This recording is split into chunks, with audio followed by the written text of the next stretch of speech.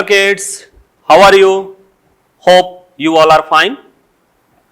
First of all, I want to welcome you on the platform of Dikshant's e-learning classes. As you know that we are discussing chapter acid, base and salts, which is from class 10 chemistry. This is my 12th part related to this chapter. Today's topic which we are going to discuss are salts, their preparation, type of salt. These are the topics today we have to discuss. यानी आज जो हम लोगों को discuss करना है वो topic क्या है? सॉल्ट्स. ठीक है, कैसे फॉर्म होते हैं, उसके टाइप्स क्या हैं, ठीक है, इसी के बारे में हम लोगों को आज के वीडियो में डिस्कस करना है. लेकिन आज का वीडियो शुरू करने से पहले पिछले वीडियो में यानी पार्ट 11 में क्या क्या डिस्कस किए थे उसके ऊपर भी थोड़ा सा फोकस कर लें. ठीक है, तो पिछले वीडियो में हम लोगों ने डिस्कस किया कि पीएच स्केल, एक्चुअल में पीएच स्केल है क्या. तो पीएच स्केल वो स्केल है जो हम लोगों को बताता है कि कोई भी गिवन सॉल्यूशन है, चाहे सब्सटेंस है, वो आपका एसिडिक है या बेसिक है या फिर न्यूट्रल है. पीएच वैल्यू से हम लोग उस सब्सटेंस को क्या कर सकते हैं, जान सकते हैं कि वो एसिडिक है कि बेसिक है कि न्यूट्रल है. जिस सब्सटेंस का पीएच आपका लेस देन 7 हो उसको हम लोग एसिडिक कहते हैं. जिस सब्सटेंस का पीएच इक्वल टू 7 हो उसको हम लोग न्यूट्रल कहते हैं. और जिस सब्सटेंस का पीएच मोर देन 7 हो उसको हम लोग क्या कहते हैं, बेस कैटेगरी में रखते हैं. ठीक है, एक्चुअल में पीएच का मतलब होता है पावर. ठीक है, हाइड्रोजन का कंसंट्रेशन को हम लोग क्या कहते हैं, पावर ऑफ हाइड्रोजन कंसंट्रेशन. ठीक है, उसको हम लोग क्या कहते हैं, पीएच कहते हैं. अब ये पीएच जो भी है, ठीक है, इसको हम लोग डिटरमाइन कर सकते हैं. किसी भी सब्सटेंस को, किसी भी सब्सटेंस का पीएच हम लोग डिटरमाइन कर सकते हैं 2 वे से. एक है आपका यूनिवर्सल इंडिकेटर, ठीक है, जो कि बहुत सारे इंडिकेटर मिलके बनता है.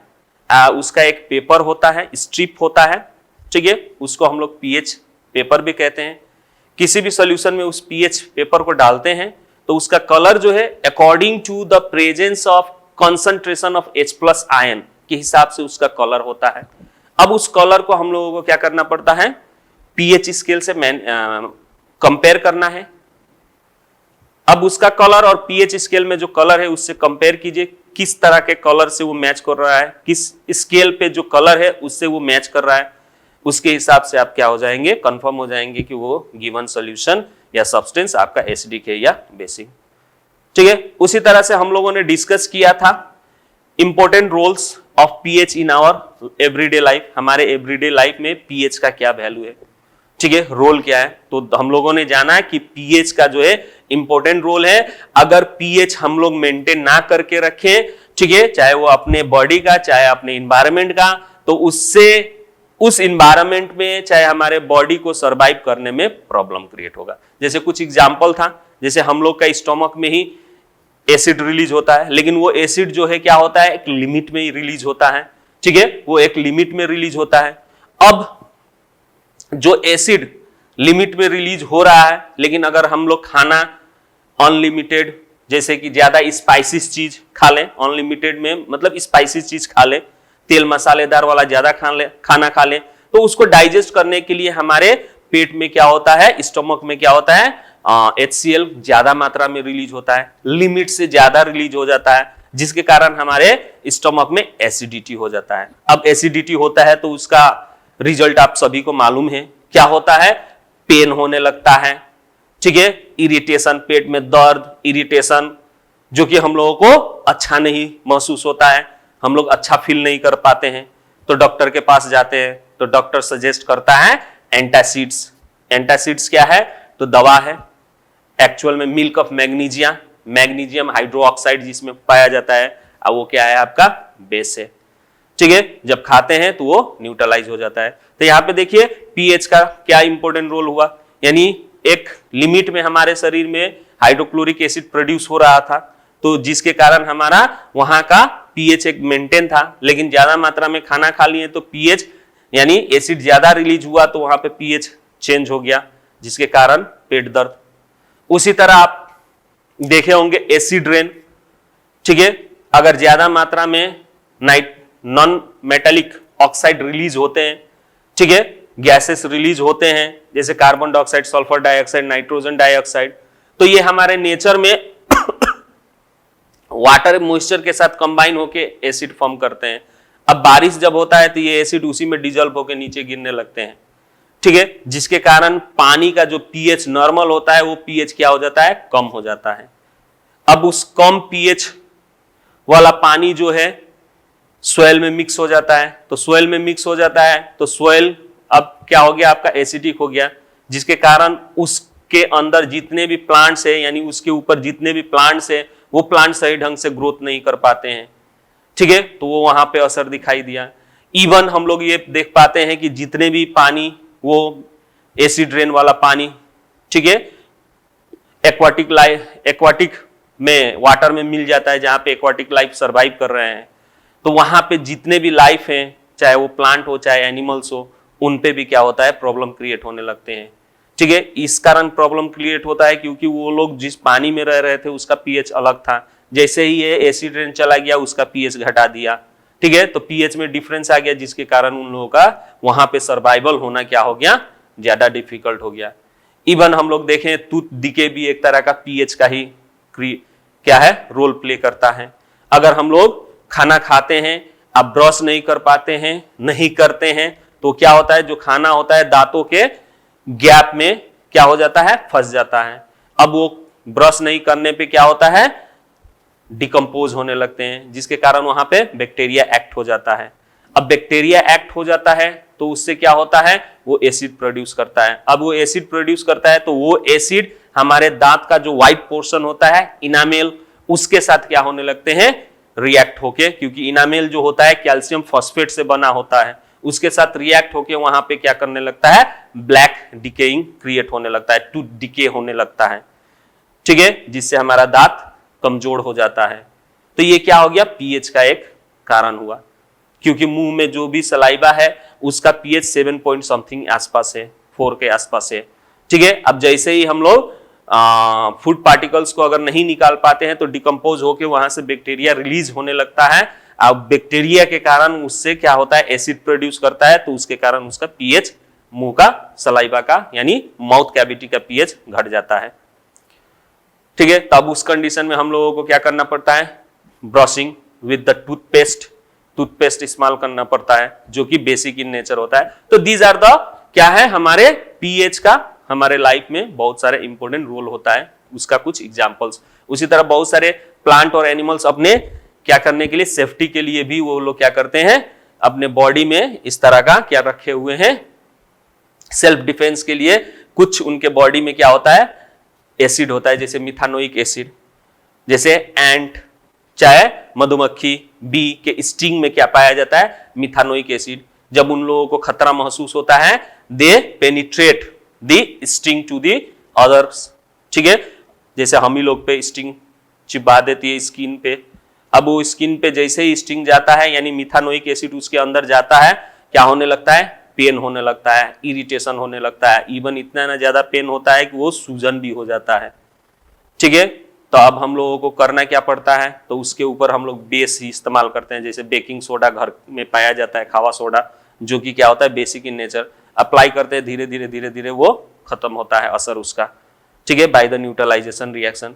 तो बहुत सारे एनिमल्स इवन प्लांट में भी ये पाया जाता है, ठीक है। तो दीज आर द रोल्स, ठीक है, of pH in our everyday life. तो यही सब चीजों के बारे में हमने पिछले वीडियो में क्या किया था, हम लोगों ने डिस्कस किया था। आज जो डिस्कस करना है वो है नया टॉपिक, सॉल्ट, ठीक है। तो सभी को मालूम है सॉल्ट, जब एसिड बेस हम लोग पढ़ेंगे तो विदाउट सॉल्ट तो कुछ होगा ही नहीं, क्योंकि एसिड और बेस एक रिएक्शन ऐसा है, न्यूट्रलाइजेशन रिएक्शन, जिसमें सॉल्ट फॉर्म होता ही है, ठीक है। तो एक्चुअल में अगर देखा जाए तो सॉल्ट बहुत सारे हैं, ठीक है। अब उसका डेफिनेशन अगर देखा जाए तो हम लोग ये कह सकते हैं कि salt is an ionic compound. Salt को हम लोग क्या कह सकते हैं, आयनिक कंपाउंड। अब ये आयनिक कंपाउंड क्यों कहें सॉल्ट को, बहुत सारे एग्जांपल है सॉल्ट का, सोडियम क्लोराइड, ठीक है, या फिर आपका पोटेशियम क्लोराइड, कैल्शियम क्लोराइड, ये बहुत सारे हैं जो कि क्या है आपके सॉल्ट है, लेकिन ये आयनिक होते हैं। अब ये क्यों आयनिक होते हैं, क्यों इसको आयनिक कंपाउंड कहा गया? तो सबसे पहले तो समझे कि आयनिक कंपाउंड किसे कहते हैं। आयनिक कंपाउंड, ठीक है। अब ये आयनिक कंपाउंड क्या है? तो आयनिक कंपाउंड वो कंपाउंड है जिसमें जो भी एलिमेंट्स या फिर मेटल चाहे नॉन मेटल्स हैं, वो क्या हुए हैं, अटैक हुए हैं due to the opposite charges, ठीक है। जैसे इसमें सोडियम क्लोराइड, सोडियम क्लोराइड जो है आपका दो एलिमेंट से मिलकर बना हुआ है, लेकिन ये एलिमेंट्स जो है आयन फॉर्म में अटैक होते हैं, ठीक है, आयन फॉर्म में होते हैं, यानी ये सोडियम Na+ और क्लोरीन Cl-। अब ये जो प्लस होता है ये क्या होता है आपका कैटायन कहलाता है, ठीक है। आज जो ये नेगेटिव होता है इसको हम लोग क्या कहते हैं, एनायन कहते हैं। ये दोनों का ऑपोजिट चार्जेस के कारण ये क्या होता है, अट्रैक्शन होकर एक बॉन्ड क्रिएट होता है, उस बॉन्ड को हम लोग क्या कहते हैं, आयनिक बॉन्ड, ठीक है। और उसके बाद से जो कंपाउंड बनता है उसको हम लोग क्या कहते हैं, आयनिक कंपाउंड, ठीक है। अब ये क्यों कैटायन फॉर्म करता है, क्यों एनायन फॉर्म करता है, हम लोग मेटल्स एंड नॉन मेटल्स में पढ़ेंगे, ठीक है। यानी बहुत सारे ऐसे मेटल्स होते हैं जो कि अपने आप को क्या करते हैं, स्टेबल रखने के लिए वो आउटर मोस्ट सेल से अपना क्या करते हैं, इलेक्ट्रॉन को लूज कर देते हैं स्टेबल होने के लिए। उसी तरह नॉन मेटल जितने भी होते हैं वो अपना आउटर मोस्ट सेल में वो क्या करते हैं, इलेक्ट्रॉन गेन करते हैं टू बिकम अ स्टेबल। उस दौरान ये कैटायन और एनायन फॉर्म होता है। तो इसके बारे में हम लोग नेक्स्ट वीडियो में, ठीक है, नेक्स्ट चैप्टर में हम लोग डिस्कस करेंगे। फिलहाल अभी हम लोगों को समझना है कि आयनिक कंपाउंड किसको कहते हैं, ठीक है। तो आयनिक कंपाउंड क्या है, वो कंपाउंड है जो कि कैटायन और एनायन के कारण यानी आयंस के कंबाइन के कारण फॉर्म होता हो, ठीक है। तो आयंस जो होता है एक पॉजिटिव आयंस होता है और एक नेगेटिव आयंस होता है। तो पॉजिटिव आयंस और नेगेटिव आयंस जब सामने होते हैं, ठीक है, पॉजिटिव आयंस और नेगेटिव आयंस जब सामने होते हैं तो इनके ऑपोजिट चार्जेस के कारण, एक फोर्स के कारण, ऑपोजिट चार्जेस के कारण फोर्स क्रिएट होता है। उस फोर्स के कारण ये दोनों बंध जाते हैं, एक बॉन्ड क्रिएट करते हैं। इस बॉन्ड को हम लोग क्या कहते हैं, आयोनिक बॉन्ड। इस बॉन्ड को क्या कहते हैं, आयनिक बॉन्ड। अब जब ये आयनिक बॉन्ड से बन जाते हैं तो एक तरह का ये क्या करते हैं, कंपाउंड फॉर्म करते हैं। इसी कंपाउंड को हम लोग क्या कहते हैं, आयनिक कंपाउंड, ठीक है। तो सॉल्ट भी आपका क्या है, आयनिक कंपाउंड है, क्योंकि जो सॉल्ट फॉर्मेशन आप लोग पढ़े हैं, ठीक है, न्यूट्रलाइजेशन रिएक्शन में आप लोगों ने देखा होगा कि एसिड HCl मान लीजिए, बेस NaCl मान लीजिए, ठीक है। जब ये एक दूसरे से रिएक्ट होते हैं, एसिड आपका एसिडिक होता है इन वाटर में, अब बेस आपका बेसिक इन नेचर होता है इन वाटर में। जब ये रिएक्ट होते हैं तो ये पहले क्या होते हैं, ब्रेक हो जाते हैं H+ और Cl- में। इसमें ये सोडियम हाइड्रोक्साइड होता है, ठीक है, ये सोडियम हाइड्रोक्साइड होता है NaOH, ठीक है, ये सोडियम हाइड्रोक्साइड होता है। अब ये ब्रेक होता है आपका Na+ और OH- में। इस तरह से ये आयन में डिसोसिएट होते हैं।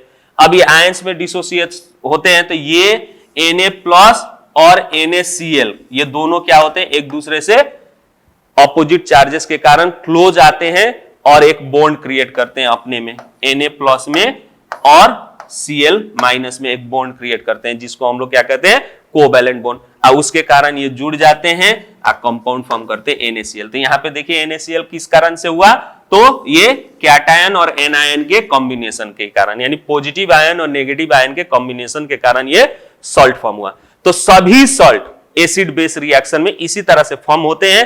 तो जो सॉल्ट फॉर्म हुए उसको हम लोग क्या कहते हैं, आयनिक कंपाउंड कहते हैं, क्योंकि वो कैटायन यानी पॉजिटिव आयन और एनायन यानी नेगेटिव आयन से मिलके बना होता है। दैट्स व्हाई सॉल्ट को हम लोगों ने यहां पे डिफाइन किया, it is a ionic compound, ठीक है। Contain cation.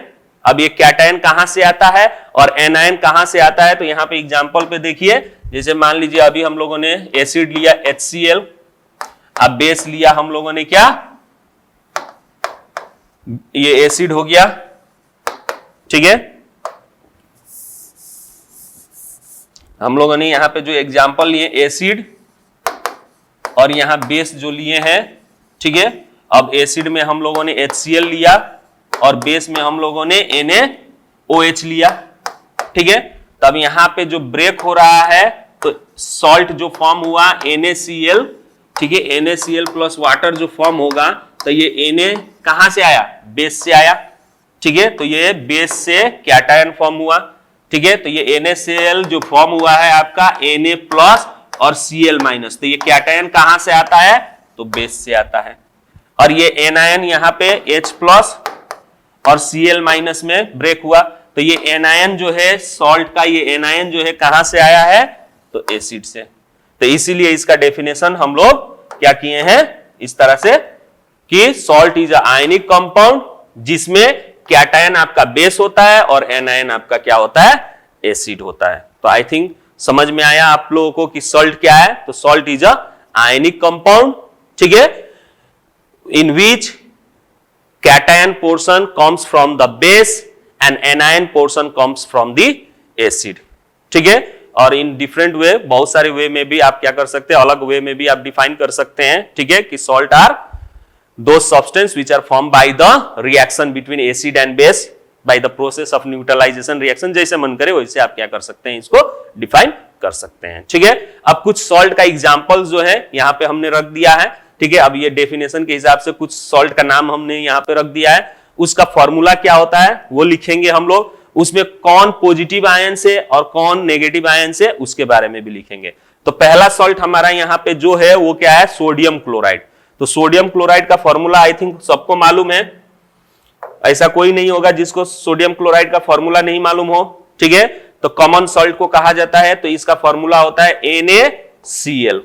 इसका फॉर्मूला क्या होता है, NaCl। अब NaCl को, ठीक है, डिसोसिएट किया जाएगा तो कैसे फॉर्म होता है आपका, तो Na प्लस Cl माइनस, ये Na प्लस जो है बेस से आता है सोडियम हाइड्रोक्साइड और Cl माइनस जो है आपका एसिड से आया है, हाइड्रोक्लोरिक एसिड से। तो अब इसमें पॉजिटिव आयन क्या होगा, तो Na प्लस, नेगेटिव आयन क्या होगा, तो Cl माइनस, ठीक है। उसी तरह नेक्स्ट सॉल्ट हम लोगों का क्या है, सोडियम सल्फेट, ठीक है। तो सोडियम सल्फेट का फॉर्मूला होता है Na2SO4। अब ये Na2SO4 इसलिए होता है क्योंकि सल्फेट का वैलेंसी 2 होता है और सोडियम का 1 होता है, तो क्रॉस होने के बाद सोडियम का सल्फेट का वैलेंसी सोडियम के आगे लिखा जाता है, इसलिए सोडियम का Na2 है और सल्फेट का 1 है, इसीलिए एज 1 नहीं लिखा जाता है, सिर्फ SO4 ही होता है। तो इसमें आपका पॉजिटिव आयंस कहां से आया है, तो बेस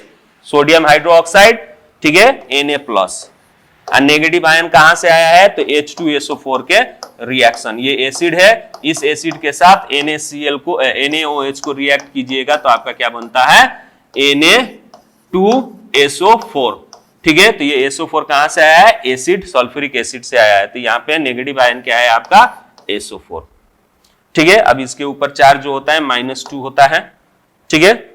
उसके बाद से सोडियम नाइट्रेट, सोडियम नाइट्रेट का फॉर्मूला क्या होता है, तो सोडियम का Na और नाइट्रेट का NO3, ठीक है, दोनों का वैलेंसी 1-1 होता है, तो इसीलिए यहाँ पे फॉर्मूला इस तरह से लिखा जाएगा। तो इसमें भी आपका ये सोडियम नाइट्रेट भी कैसे फॉर्म हुआ है, तो सोडियम नाइट्रेट भी आपका एसिड आपका क्या है इसमें, तो नाइट्रिक एसिड है।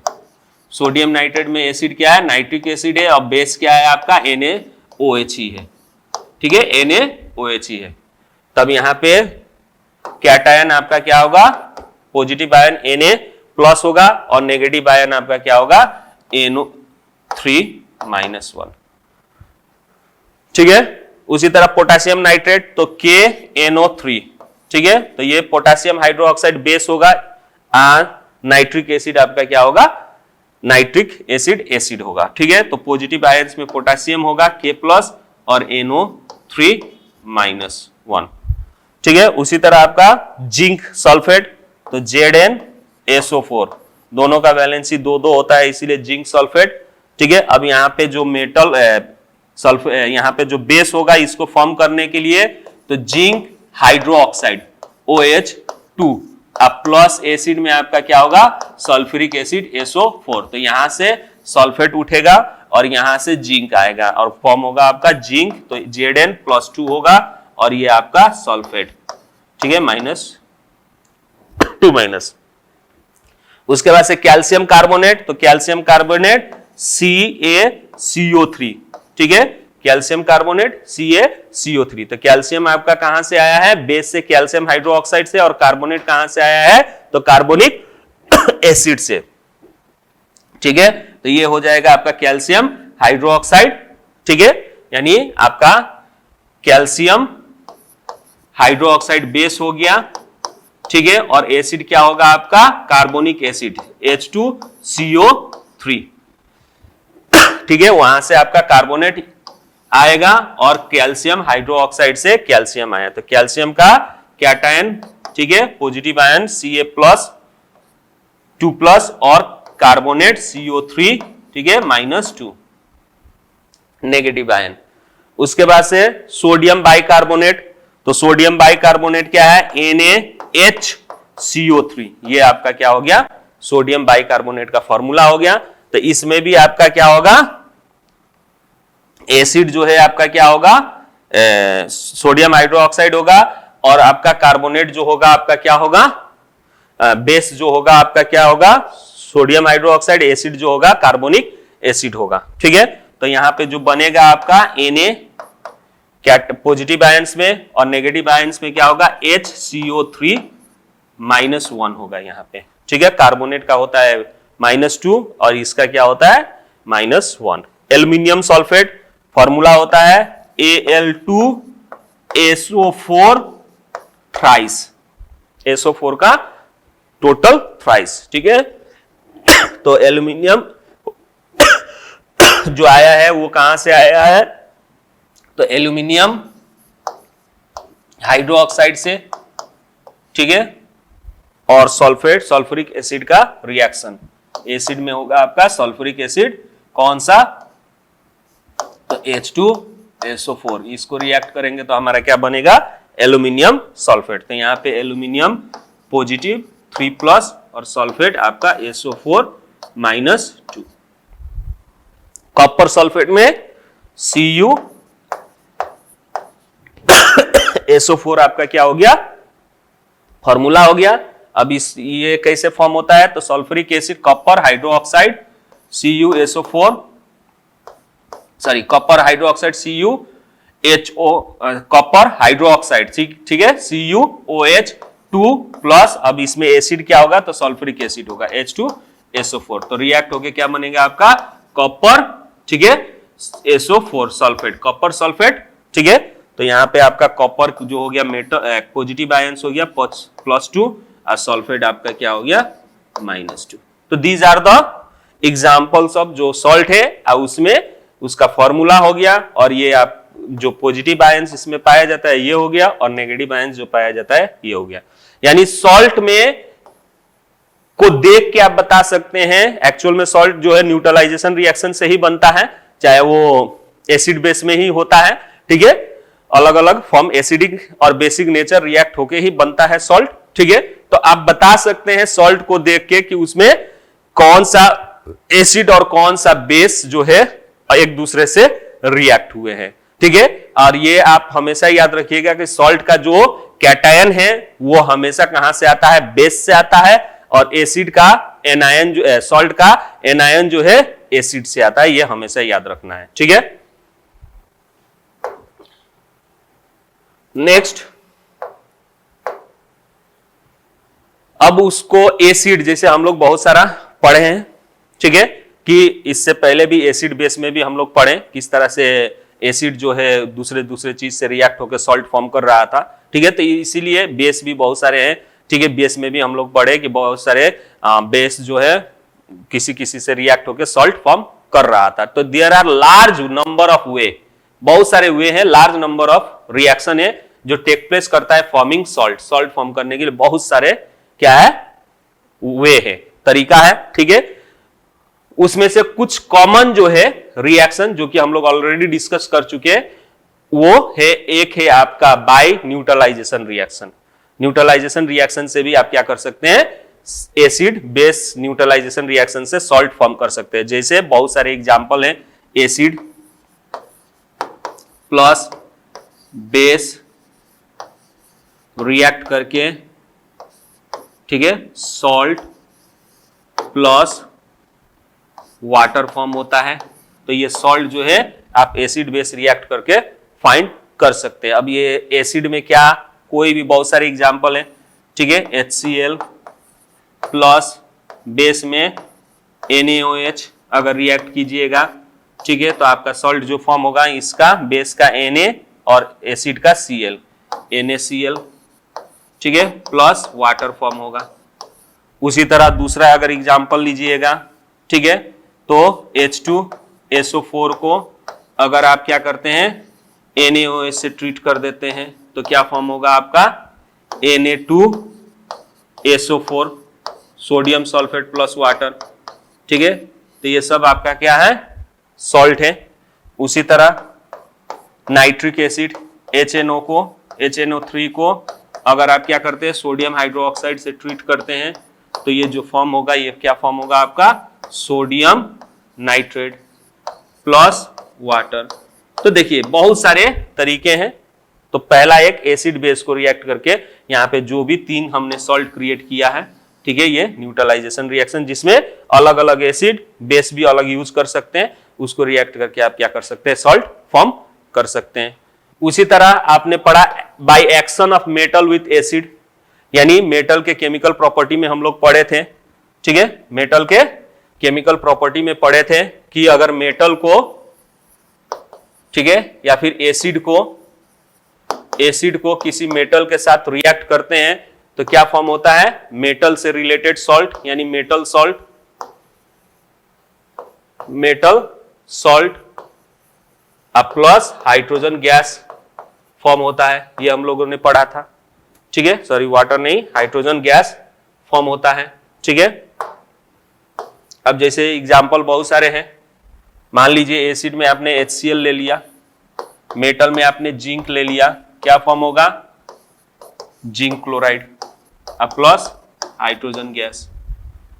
एसिड में आपने H2SO4 ले लिया, ठीक है, मेटल में आपने सोडियम ले लिया, क्या फॉर्म होगा तो Na2SO4 प्लस हाइड्रोजन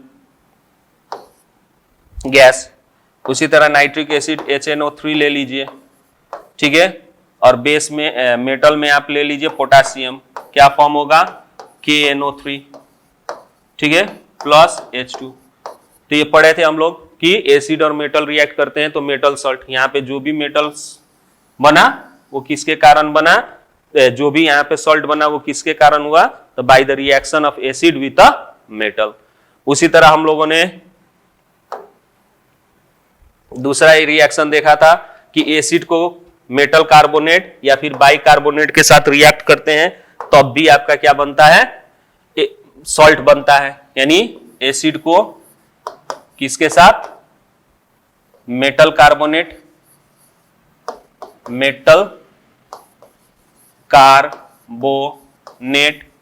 या फिर मेटल, ठीक है, बाइकार्बोनेट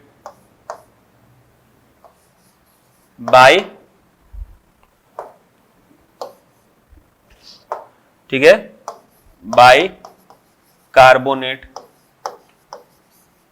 के साथ ट्रीट करते हैं तब भी आपका उसी से रिलेटेड मेटल, ठीक है, metal salt plus water plus carbon dioxide form होता है, ये पढ़े थे। तो एग्जाम्पल में बहुत सारे हैं, एसिड मान लीजिए HCl, ठीक है, इसको आप मेटल सॉल्ट में आप कैल्शियम कार्बोनेट ले लीजिए, ठीक है, इसको रिएक्ट कीजिए, आपका क्या फॉर्म हो जाएगा calcium chloride plus carbon dioxide plus water, ठीक है। उसी तरह अगर आप क्या कीजिए H2SO4 ले लीजिए प्लस सोडियम कार्बोनेट ले लीजिए, क्या फॉर्म होगा तो sodium sulphate plus carbon dioxide plus water, ठीक है। अगर नाइट्रिक एसिड ले लिए HNO3, ठीक है, अगर आपने क्या ले लिया HNO3 ले लिया, ठीक है, HNO3 ले लिया और उसको क्या किया आपने किसके साथ ट्रीट कर दिए, सोडियम बाइकार्बोनेट के साथ रिएक्ट कर दीजिए, क्या फॉर्म होगा आपका, तो सोडियम नाइट्रेट, क्या फॉर्म होगा, sodium nitrate plus carbon dioxide plus water. तो इस तरह से भी हम लोगों ने क्या किया था, सॉल्ट फॉर्म किया था। तो यहां पे जो भी सॉल्ट फॉर्म हुआ है वो सॉल्ट किसके कारण फॉर्म हुआ है, तो जब एसिड को हम लोग की तो मेटल कार्बोनेट की तो मेटल बाइकार्बोनेट से रिएक्ट करते हैं तब जो कि पानी में डिजोल्व हो सकता है, जो भी पानी में डिजोल्व हो सकते हैं उस बेस को हम लोग क्या कहते हैं, एल्कलाइज। तो ये देखे थे कि एल्कलाइज को भी अगर मेटल के साथ ट्रीट कर रहे हैं तो वहां पे भी सॉल्ट फॉर्म हो रहा था। जैसे एग्जांपल के तौर पे ले लीजिए जिंक, एल्यूमिनियम, ठीक है, वैसे जिंक से भी हो जाएगा, ठीक है। एल्यूमिनियम को आप क्या कीजिए, एल्कलाई में NaOH सोडियम हाइड्रोक्साइड के साथ ट्रीट करेंगे तो आपका क्या बनेगा, सोडियम एल्यूमिनेट बनेगा, यानी NaAlO2, ठीक है। इसको हम लोग क्या कहते हैं, सोडियम एल्यूमिनेट। तो ये भी एक तरह का क्या है, आपका सॉल्ट है। तो these are the different methods, ठीक है, जो कि कॉमन मेथड है जिससे हम लोग क्या पाते हैं, सॉल्ट का फॉर्मेशन पाते हैं, ठीक है। तो आज के वीडियो में हम लोग बस इतना ही डिस्कस करेंगे, ठीक है। बाकी जो भी है जैसे family of salt, type of salt, ये हम लोग नेक्स्ट वीडियो में डिस्कस करेंगे, ठीक है। तो आज के लिए बस इतना ही, ठीक है। Bye bye, have a nice day.